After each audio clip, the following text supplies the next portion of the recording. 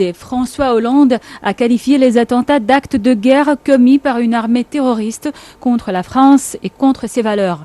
Cet acte a été préparé, organisé, planifié de l'extérieur avec des complicités intérieures, a accusé Hollande, qui a promis que la France serait impitoyable.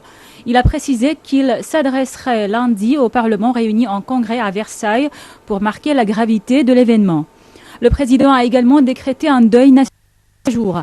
La France s'est réveillée samedi en état de choc après la série d'attaques qui a visé des bars et une salle de concert, le Bataclan, dans l'Est parisien, et les abords du Stade de France où François Hollande a assisté à un match de football. La justice a ouvert une enquête pour assassinat en relation avec une entreprise terroriste sur ces attaques. La police a lancé samedi un appel à témoins auprès de la population. Aucune interpellation n'a été réalisée et les enquêteurs ont laissé entendre qu'ils chercher personne à ce stade. Une fois les terroristes identifiés, il s'agira de déterminer s'ils ont profité de complicité. 4 des assaillants sont morts au Bataclan, dont 3 en actionnant une ceinture d'explosifs, le dernier étant tué lors de l'assaut des forces de l'ordre. 3 kamikazes sont morts au Stade de France et un autre boulevard Voltaire dans le centre de Paris. Dans la région parisienne, les établissements scolaires et universitaires ont été fermés. L'Elysée a annoncé la mobilisation de 1500 militaires supplémentaires et le renforcement des contrôles aux frontières. Dans un mouvement d'unité nationale, les principaux partis ont annoncé la suspension de leur campagne en vue d'élections régionales prévues en décembre. La présidence de la République a fermement condamné les attaques terroristes qui ont frappé Paris hier soir, entraînant la mort d'au moins 128 personnes. Le porte-parole de la présidence, l'ambassadeur Ala Youssef, a indiqué que le président Abdel Fattah el-Sisi a chargé l'ambassadeur de l'Égypte à Paris d'adresser ses profondes condoléances au gouvernement et au peuple français. Il a affirmé la solidarité de l'Égypte et son soutien à la France dans la guerre contre le terrorisme.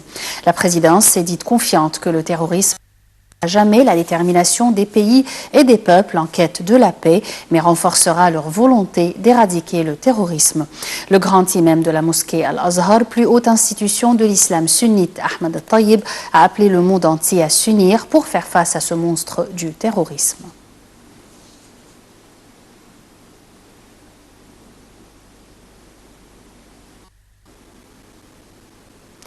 Et nous avons en ligne maintenant Noha Aleh, notre correspondante de Nile TV International à Paris. Bonsoir Noha. Oui, bonsoir Yara. Quelles sont les dernières informations officielles concernant les attaques d'hier?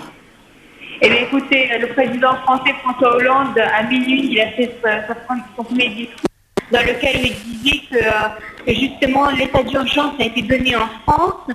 Et il y avait une mesure concernant les frontières. Il avait demandé à ce que les frontières soient fermées, mais finalement elles n'ont pas été fermées mais renforcées au niveau du contrôle. Et bien évidemment, l'État il a déclaré les 3 prochaines journées de deuil en France en hommage aux victimes. Alors explique-nous l'impact de cet état d'urgence décrété par le président Hollande sur la vie des Français ou des étrangers résidant en France, surtout les Arabes et bien entendu les musulmans. Alors écoutez, bien évidemment, il y a une certaine tension, il y a un certain malaise qui s'est installé ici en France.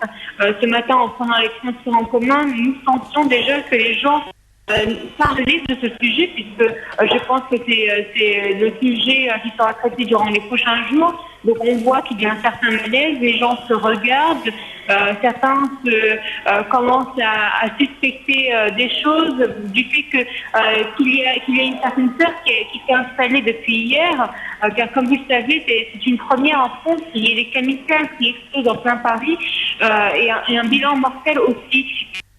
Ça n'avait jamais eu lieu en France depuis la Deuxième Guerre mondiale. Donc en France, il y a une certaine inquiétude de la part des gens. Les gens ont peur, les gens sont inquiets. C'est pourquoi ce matin même, et même durant la journée, là encore, je suis encore à l'extérieur, peu de personnes sont sorties de chez elles aujourd'hui pour se rendre à Paris ou même pour rester à Paris. Le président français François Hollande a accusé ce matin le groupe terroriste Daesh, les qualifiant d'actes de par une armée terroriste préparée, organisée, planifiée de l'extérieur, avec des complicités intérieures que l'enquête permettra d'établir, même avant la revendication de Daesh de ces attaques. Comment les Français ont interprété ces propos? Eh bien, écoutez, oui, en effet, beaucoup de personnes se doutaient que cette attaque allait être signée de la part de ces terroristes-là, puisque ce sont ceux qui ont cette manière de travailler le terrain, malheureusement. Donc le président français, en effet, a attribué ces attentats ou ces attaques au groupe terroriste Daesh. Jusqu'à maintenant, nous n'avons pas de revendication officielle, même s'il y a une vidéo d'un jeune homme qui se disait de Daesh aujourd'hui, disait qu'il avait fait pour la Syrie, entre autres. Mais on a aussi été informé qu'il y a eu un groupe de terroristes qui a cassé un barrage, non loin, qui ont forcé un barrage non loin de Paris, et donc au 18, dans le 78. Ça, c'est la qui a eu lieu il y a quelques heures.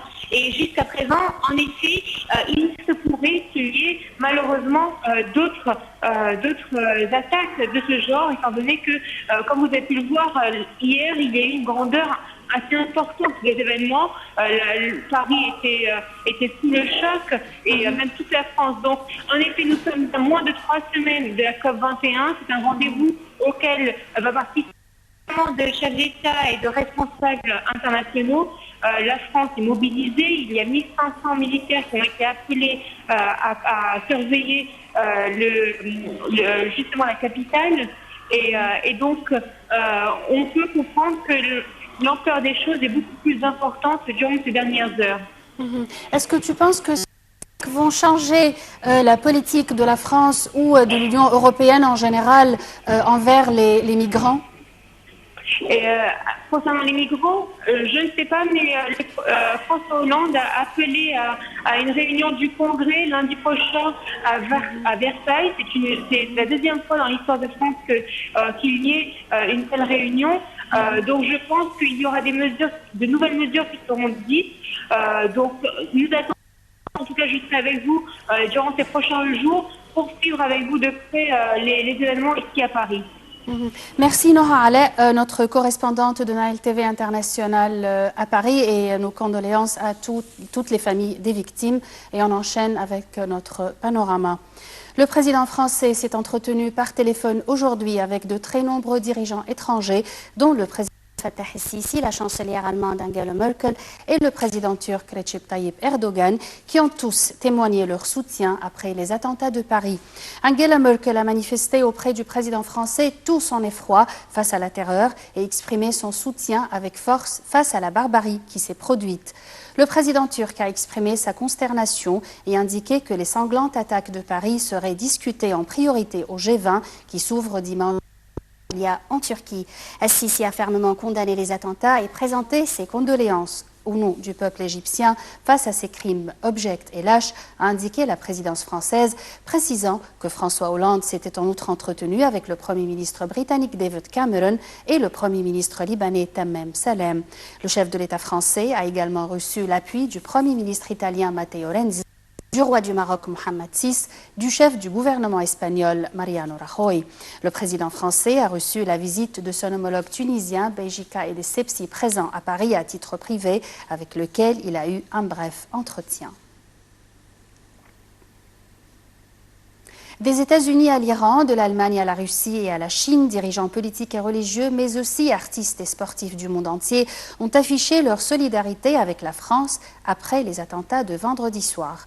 Le ministre allemand de l'Intérieur a appelé à s'abstenir d'établir tout lien hâtif entre les attaques terroristes de Paris et le migratoire en Europe. Dans ce contexte, un Airbus 321 à destination de la France a été évacué pour être